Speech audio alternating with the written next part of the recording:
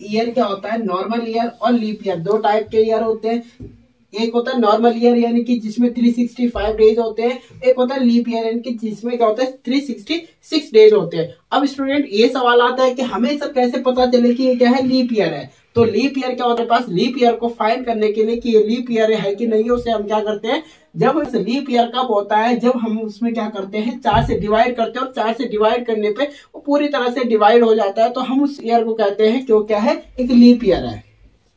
जैसे कि हमारे पास 2012 हमने लिया, तो 2012 को हमने 4 से डिवाइड किया, तो ये 4 से डिवाइड हो चुका है पूरी तरह से। हमारे 2012 क्या हमारे पास एक लीप ईयर है। तो लीप ईयर को हम कैसे फाइंड करेंगे, जब भी हम देखेंगे जिस ईयर में 4 का पूरी तरह डिवाइड होता है उसे हम क्या कहते हैं, लीप ईयर कहते हैं। हमारे पास अभी कंसेप्ट है ऑड डेज का कंसेप्ट है। इस ऑड डेज को हम कैसे लिखते हैं, देखो,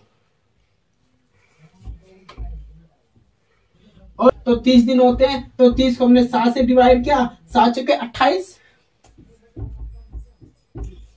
7 चौके 28। तो जो दो रिमाइंडर आया, तो जो दो रिमाइंडर हमारे पास आया उसे हम क्या करेंगे, ऑड डेज, यानी कि हमारे पास एक विषम दिन क्या है, ऑड डेज, यानी कि इसका एक्स्ट्रा डेज। यदि हम ऑड डेज को देखेंगे, ऑड डेज हम सिंपली भाषा में क्या करेंगे, एक्स्ट्रा डे। और डेज को हम सिंपली भाषा में देखेंगे तो ये एक्स्ट्रा डे हमारे पास और डेज में काउंट होता है कि हमारे पास से एक्स्ट्रा आ गए सर, कि 30 दिन है, 30 दिन में 28 दिन तो हमारे पास है, लेकिन 2 हमारे पास एक्स्ट्रा डेज आ गए, इसे हम क्या कहते हैं, और डेज से हम कहते हैं। ठीक है स्टूडेंट, बात करेंगे सबसे पहले मंथ में।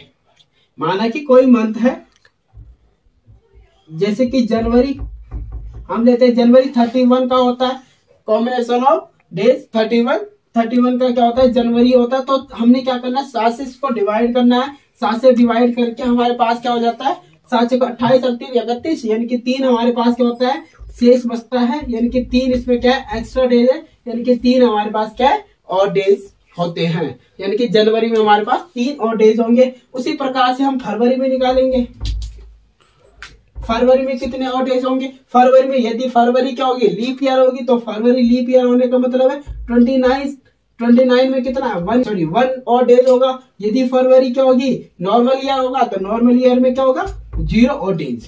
इसी प्रकार हम किसी भी मंथ में 7 का डिवाइड करते हैं, यानी कि किसी भी मंथ के डेज में, जैसे 30 डेज में हमने 7 का डिवाइड किया, और जो भी हमारे पास एक्स्ट्रा रिमाइंडर बचा उसे हम क्या कहते हैं, और डेज कहते हैं। ठीक स्टूडेंट, हमने क्या किया, मंथ का हमने और डेज काउंट किया। अब हम देखते हैं ईयर के लिए।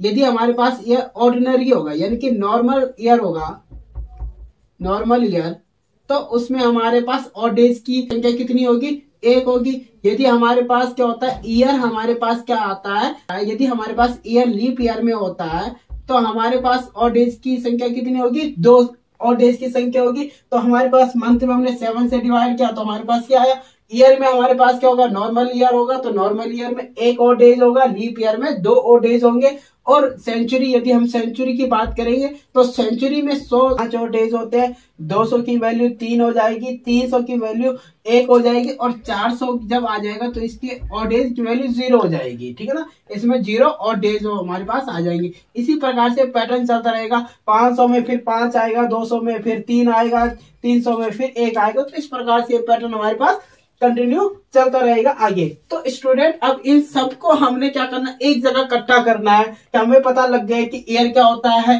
नॉर्मल ईयर, और हाउ टू काउंट और डेज। हमारे पास और डेज कैसे काउंट करते हैं, कैसे फाइंड करते हैं, या फिर हम कैसे फाइंड करते हैं कि लीप ईयर क्या होता है और नॉर्मल ईयर फाइंड करते हैं। और ईयर में जब हम ईयर की बात करेंगे तो उसमें और डेज की वैल्यू कितनी होगी, लीप ईयर में कितनी और डेज होंगी, या फिर सेंचुरी में और डेज की वैल्यू क्या होगी। तो इन सब को हमने एक जगह अपने माइंड में रख के अब हमने क्वेश्चन को सॉल्व करना है। तो हमें क्या करना है, क्वेश्चन को सॉल्व करना है। तो देखिए कैसे हम इस क्वेश्चन को सॉल्व करते हैं। स्टूडेंट, हम क्या फाइंड करेंगे, 16 जनवरी 2023 को कौन सा डे आता है, यानी कि कौन सा डे है। जिस तो हम 16 जनवरी, यानी कि हम 2023 को नहीं, अब हम 2022 को रेफरेंस मान के चलेंगे। कि किसको मान के, 2022 को हम क्या मान के चलेंगे, रेफरेंस मान के चलेंगे। कंसेप्ट और समझाते हैं कि जैसे कि यदि हमारे पास और डेज 0 आएगा, तो इसको हम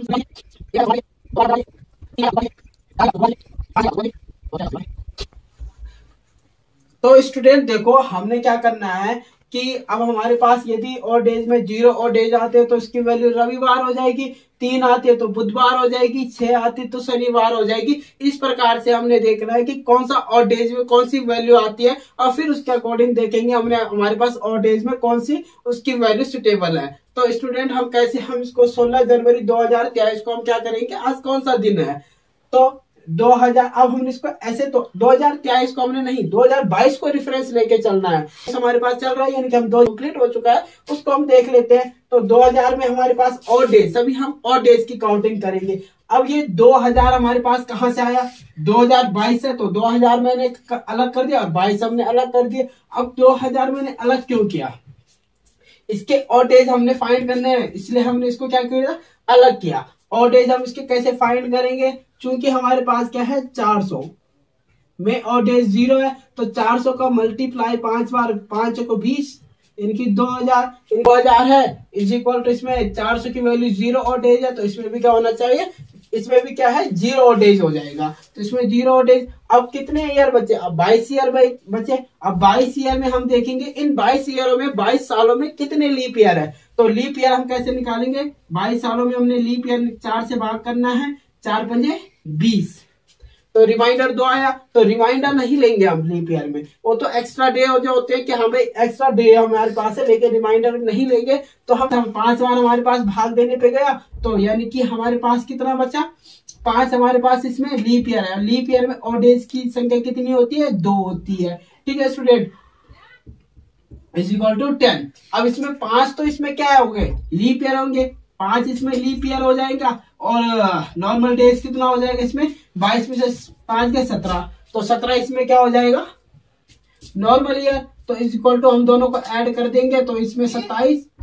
अब 27 को हमने क्या करना है, 7 से डिवाइड करना है। तो हमारे पास 7 से डिवाइड करने पे जो एक्स्ट्रा डेज बचेंगे उसे हम क्या कहेंगे, ऑड डेज कहेंगे। 7 या 21 हो जाएगा, 21 6 हमारे पास बचा तो यानी कि इसमें ऑड डेज की वैल्यू कितनी है, 6 इसमें ऑड डेज है। अब इस ऑड डेज की काउंटिंग करो, ऑड डेज फाइंड करो।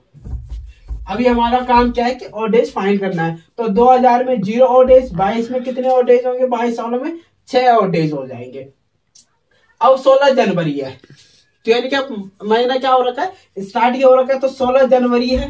तो 16 जनवरी, अब अगर ये फरवरी पूछता, मार्च पूछता तब इसको आगे लेके चलते, लेकिन इसमें 16 जनवरी है। 16 को हमने 7 से डिवाइड किया, कितनी बार गया, तो 2 हमारे पास रिमाइंडर बचेंगे यानी कि इसमें ऑड डेज कितने आ गए, 2 ऑड डेज है। अब टोटल ऑड डेज हम ऐड करेंगे तो टोटल ऑड डेज हमारे पास कितने हो गए,